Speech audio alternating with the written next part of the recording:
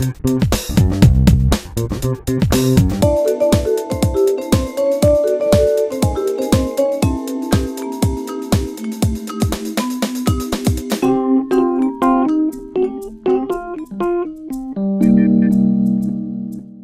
travers cette exposition, nous avons autant de petites fenêtres sur un passé pas si lointain que d'objets exposés. Vous pouvez regarder ces objets de 36 façons différentes. Le pauvre diable, vous pouvez le regarder comme une peinture, avec tout le mystère qui s'y attache. Qui a peint? On ne sait pas. Vous pouvez le regarder comme une enseigne, comme un élément publicitaire. Vous pouvez le regarder comme un souvenir d'une activité commerciale, aujourd'hui révolue, dans la mesure où il y a toujours des magasins de vêtements, mais pas de cette ampleur et de cette largeur de proposition avec la réputation que pouvait avoir ce magasin-là, qui était une sorte de grand magasin avant l'heure. Vous pouvez regarder et admirer le petit sac, la petite valise publicitaire en carton. Vous y apprécierez que le téléphone existait et que le magasin répondait au numéro 7.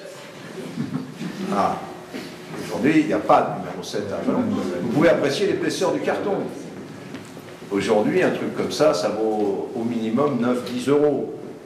Vous pouvez regarder. D'ailleurs, je voudrais faire un appel à ceux qui ont laissé leur véhicule à l'intérieur du musée, quand même, c'est scandaleux. Hein, il y a des places de parking suffisamment à l'extérieur. Vous pouvez regarder ces objets, magnifique reproduction. On ne connaît pas, j'ai demandé à M. Queneau tout à l'heure, ce mini Solex, si c'était une enseigne, ou si c'était un objet utilitaire, ou si c'était destiné à un enfant, on n'en sait pas grand-chose. En tout cas, ce sont des objets qui éveillent pour les gens de ma génération beaucoup de souvenirs. Vous pouvez regarder les enseignes, à la fois comme des objets d'art, comme la manière de faire. Elles nous rappellent ce que nous avons mis au point pour signaler nos lieux d'exposition, où on a essayé avec les bâtiments de France de trouver quelque chose qui ne soit pas du pastiche d'ancien, mais qui soit dans le même esprit. Vous pouvez suivre l'évolution, j'allais dire, artistique de la typographie des enseignes.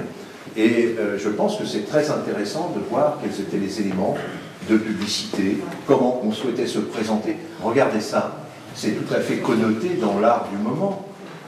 Cette typographie-là, vous la retrouvez dans des livres d'art de l'époque. C'est quelque chose de tout à fait intéressant de constater que ces éléments de publicité étaient aussi imprégnés de la culture artistique du moment. Et quand nous regardons, nous, nos enseignes d'aujourd'hui, nos publicités d'aujourd'hui, peut-être que nous ne voyons pas qu'elles sont elles aussi, que ce soit des clips vidéo, que ce soit des photos ou des affiches, qu'elles sont elles aussi imprégnées de l'art du moment. La collection du fils de Léo Grézard en matière d'affiches montre à l'évidence que les affiches qui étaient publicitaires il y a 60 ans sont des objets d'art aujourd'hui, ça paraît évident. Donc j'espère que nous vivons au milieu de l'art commercial sans le savoir. Et puis je terminerai, parce que je vois aussi un objet en bois, par ce magnifique diable, hein, qui n'est pas le pauvre diable de l'affiche, mais vous le regarderez. D'abord, il est en bois et en métal. Il est façonné, il est beau, il a une forme courbe, évoluée, pour accueillir des objets non formatés, des sacs, ça n'a rien à voir avec ce que vous voyez aujourd'hui qu'on trimballe sur les marchés pour transporter les cagettes. C'est un objet magnifique, recyclable.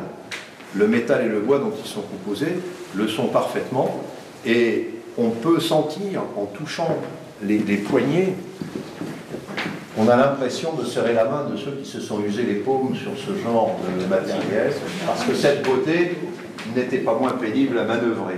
Mais bref, voilà, ce sont des choses qui sont intéressantes à regarder, comme des objets de travail, comme des objets d'art, comme des réminiscences d'un savoir-faire et d'une vie. Et je terminerai par cette anecdote que j'ai citée tout à l'heure à quelques-uns d'entre vous, en lisant les mémoires du maire d'Avalon en 1914, puisque nous parlons ici de commerce.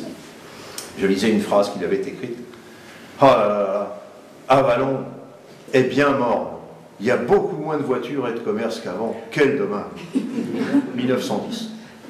1910. Donc nous avons devant nous un bel avenir, mais un joli passé sur lequel nous pouvons aussi nous appuyer pour faire évoluer et rebondir nos activités et nos talents. C'est ce que je souhaite aussi pour notre jeunesse, qu'elle se rende compte que les métiers de tous les jours ont aussi une part d'esthétique, une part de fierté d'être et de faire pour la collectivité.